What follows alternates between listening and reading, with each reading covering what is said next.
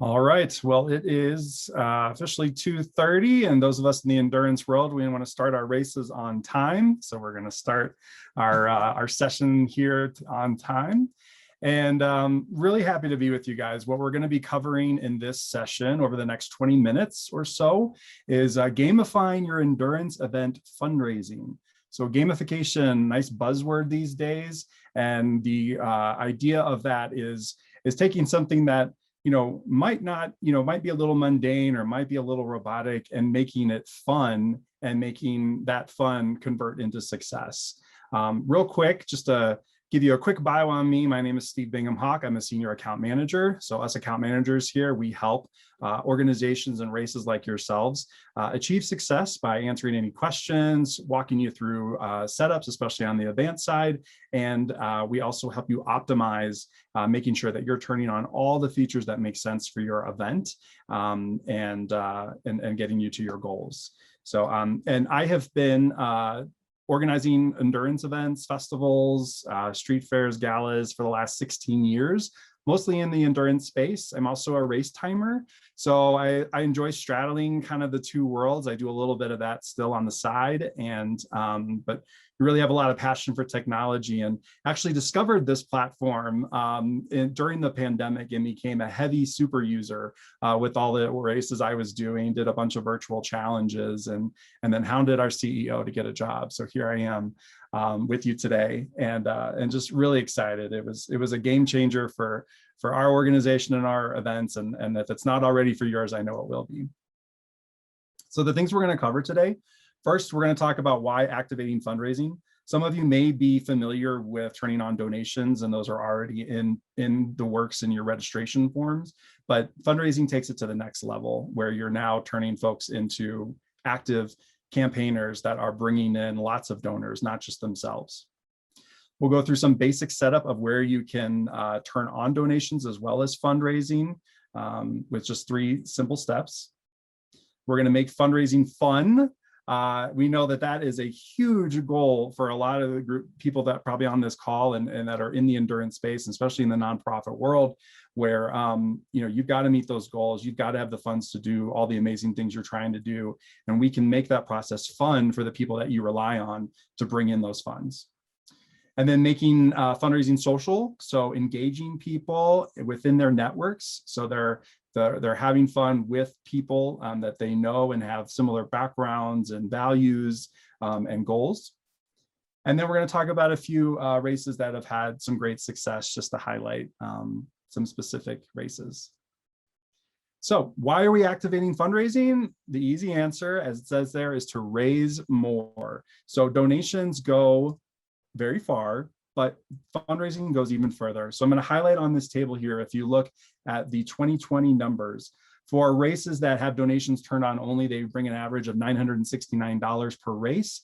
As soon as you turn on fundraising, it multiplies that by 5, almost 6 times that, to almost $5,800 on average per race. You can see that is if that's not enough of a reason, I'm going to give you lots more. But that clearly the data shows us that by turning on fundraising, you are activating not just the person that is registering and donating to you in that initial registration flow, but you're activating their entire network of friends and family and acquaintances. So that we looked at the data piece. This is a little bit more on the heart side of things. So supporters that fundraise, they have a longer and more fulfilling interaction with your organization. And what's bolded there, they're more likely to stay involved. So they're going to feel connected to you in a different way when they're fundraising. Even if they didn't set out to do it, when you offer that to them, it triggers something. It pushes a button, a good button, to be connected to your organization. They're more likely to invite friends and family. Obviously, they're going to be asking people to make donations in their name on their fundraising page to reach a donation goal, but it may also trigger them to come on board and participate in the event. And then now they're an active fundraiser and they're bringing their networks in. And supporters who fundraise are more likely to care about the impact of your mission and looking at additional opportunities. So you're setting the stage for a long-term relationship with these registrants. They're not just an attendee at your race or your event, but they are now a partner, if you will, in future endeavors, future efforts that you're going to be making towards your mission. So and one of the major parts of that, piggybacking off that last slide, is it's expanding your funnel. So as you grow those and add those different networks, you are building out more and more people that are seeing your nonprofit organization, your mission, and working to reach your donation goal. And I love this stat over here. So up top, it says 5.1. That's the number of donations per fundraiser. So donors that are contributing to your account. As soon as you turn on Facebook fundraising, so I'm just wetting your whistle right now because we're going to talk about it in a little bit, it almost doubles that number, doubles it. So if you are able to take donations on your Facebook page and you are not turning on Facebook fundraising, we're going to have a chat, because it is I'll use the buzzword again, game changer, to add that on. So we're going to go through the simple steps to turn on donations and fundraising. These are the things, this is the bare minimum that you need to make sure you've got rolling. And throughout this presentation, you'll notice in this very lovely bolded bright pink are sort of my locations for you within your menu. So for those that are familiar with the platform, you'll know where you're supposed to go to make these changes. So when you turn on donations, you're going to set a goal, make sure people know what you're working towards. And it also creates the scope of like how ambitious your campaign is, or how ambitious your race is. Include a 2 to 3 paragraph description, not a sentence, not a novel. So when you get into that sweet spot of the 2 to 3 paragraphs, it gives people a motivation. It gives them a compelling reason to want to support you. And if you have a specific cause, like maybe a certain research project or a certain service or a certain group that your race is contributing towards within your bigger mission, highlight that. People like to see tangible, concrete things that their money is going to. And of course, upload your logo to have that additional branding, and to establish trust with your fundraisers, so they know who they're giving their money to. And if you have designations like you're a 501c3, put that in the description too, and that again builds more trust. Step 2, so you're going to enable individual fundraising. So this is going from donations at the singular level to blowing it up by adding people's networks. You're going to set a goal here as well. That's under fundraising, individual fundraisers, and general settings. And you can see the screen over here from the menu. You're also going to include a 2 to 3 paragraph, but this is starter copy. So don't make it hard for your fundraisers to fundraise for you. They're willing to share out everything to their network, but make it easy by giving them some copy that they could use to ask their friends and family. They can customize it within the platform, but give them that base knowledge. It makes it easy for them. Plus, it helps control a little bit of the messaging, and so that you're representing your organization the way that you want to. And again, you can upload your logo here for that additional branding. I wanted to stop before I go over to step 3 and say that there are different setups for different races. So what that means is you can add settings, you can configure your form such that all participants become fundraisers, which I really like, because it doesn't mean that they're locked in. And I want to pause on this because I don't want to falter on it, and I don't want you guys to falter. People can, when they become fundraisers, they're not committing to giving over a certain amount of money. You're not holding on to a credit card, although we do have that capability if you would like to turn that on. But it just means that a page is created for them and they can come back to it later. It is a heavier lift afterwards. It's pretty simple, but it feels heavier to have them set up the fundraising page after registration has already happened. So while they're engaged, while they're excited and interested, get them on board, get that page set up so they can come back later, customize, and start sharing it out. But you can also set it so that some participants are fundraisers and not others. So you can do it by event within your race. And you can also have it that it's just an optional thing to do. So everybody can choose to do it, or nobody can choose to do it. So step 3, you've got your donation set up. Step 2 was your fundraising for individual fundraisers. Now set up your team fundraising, and that's under fundraising, team fundraisers, general settings. You're going to set a goal again here for the team. Usually that's a larger amount because you've got multiple individual fundraisers that are contributing towards it. Any donations that are made to individual fundraising pages tied to a team fundraising page, those are going to aggregate and total up, sum up, and show the total amount that all individual fundraisers for that team have raised. You're going to have 2 to 3 paragraphs of starter copy, like why our team is doing this. Here's a good example of what not to do. So why should I team fundraise? That's a question. That's not a why they should do it. And again, you want that longer description. And then you can do further customization here. And I want to stop on this right under important distinction here on my slide. Groups and teams, social groups and teams are not the same thing as fundraising teams. So, and the reason we do that is because some groups like to treat them differently and use one and maybe not the other. So social groups and teams, that's under participants, and then groups, teams in your menu. And that is so that people can attach themselves to common groups, maybe their church, their school, their family. Fundraising teams, those are teams that are actually going towards a fundraising goal, but you can link those two. And I always recommend this if you're going to do fundraising teams. You can click this box right here in your settings for team fundraisers, force new race group/teams to create new fundraiser teams. So when they create a team, if I'm creating Team Bingham-Hawk for all my extended family, it's going to create a team fundraising page called Team Bingham-Hawk. And now they're linked, the results will be linked for the team as well as the fundraising page, and makes it so much easier for you as the organizer, as well as for your participants in your fundraisers. All right, so we're going fun. We're gonna start low on the fun scale and we're gonna build. So the first one, fundraising minimums, reward commitment. So if you've got somebody that says, I'm gonna, and you set these settings yourself, but if somebody says, I'm going to do $300 and that's your sort of threshold to give them a free registration, then if they commit to that, they're not going to pay a registration fee today. It's going to be free to them. They don't have to fork over any money because they've agreed to come out big for you. Be careful on that though. I caution, because that means that they have given you nothing. So that's good for them in the beginning, but it also means that you're going to be following up to make sure that they reach that goal. Otherwise, you can set a minimum under the fee not waived here in this column, and it says very clearly fee not waived. And that means that you are suggesting a minimum and requiring that minimum, but they're still going to pay the registration fee and then work towards their fundraising minimum. All right, so the fun game gets up big time on this next one.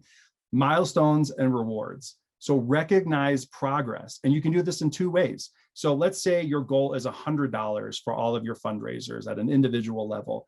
Reward them at the $25 level when they get to 50, when they get to 75, and you can set these different number of stars to indicate the magnitude of how they're doing with their milestone.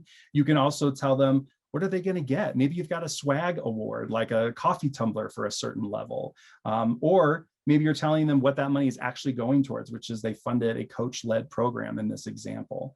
You can also upload images here, like the sweatshirt, to show what the swag is that they're going to get. And then that second way is, let's say they've reached their minimum, set these milestones beyond the minimum. So you want somebody to go after the $500 and the $1,000 levels for your super supporters and tell them either what they're going to get or what they've done, how they've impacted the organization and mission by reaching that milestone. And you can upload custom badges. This is a custom one that a client had made with a star and that they had gotten to 200. We also have some default ones that are also very fun. And then, I mean, fun factor is like blowing out of the top of my head. So this is not the best video capture of this. I promise it's more clear in real life. But every time a fundraiser goes to their own page, they get this confetti, blown every time they refresh it. I love it.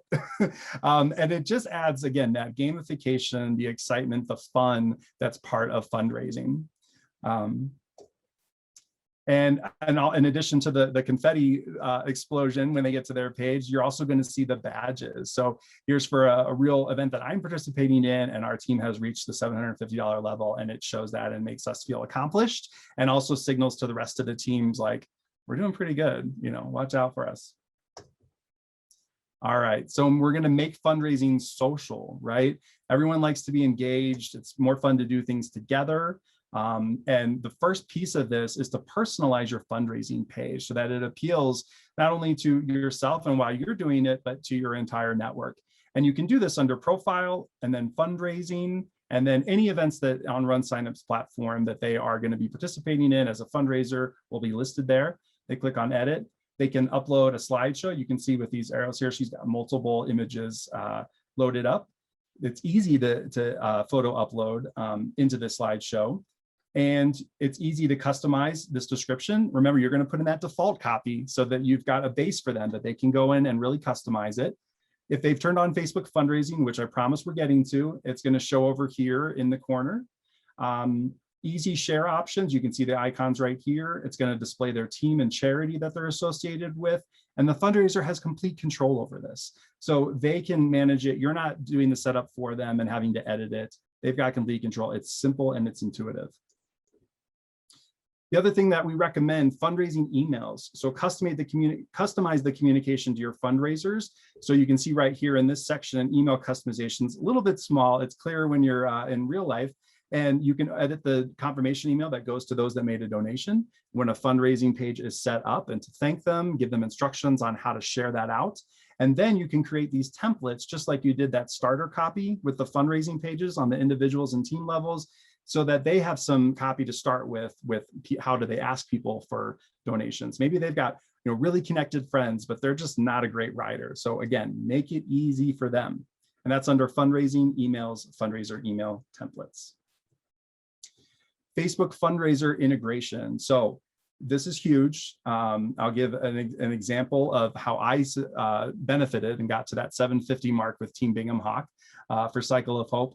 I create what this does, first of all, is it will create a concurrent parallel campaign on Facebook that is linked to the RunSignup fundraising campaign. So what that means is that if somebody is going to donate to Facebook on that page, it's integrated with RunSignup. So it's going to show on the RunSignup fundraising page and add to the total, and vice versa. So it goes both ways. So you always have an accurate count of donations you've received on Facebook and with RunSignup. And it completely blows up in terms of adding more people that have attention to the cause that your registrants and your fundraisers are working towards.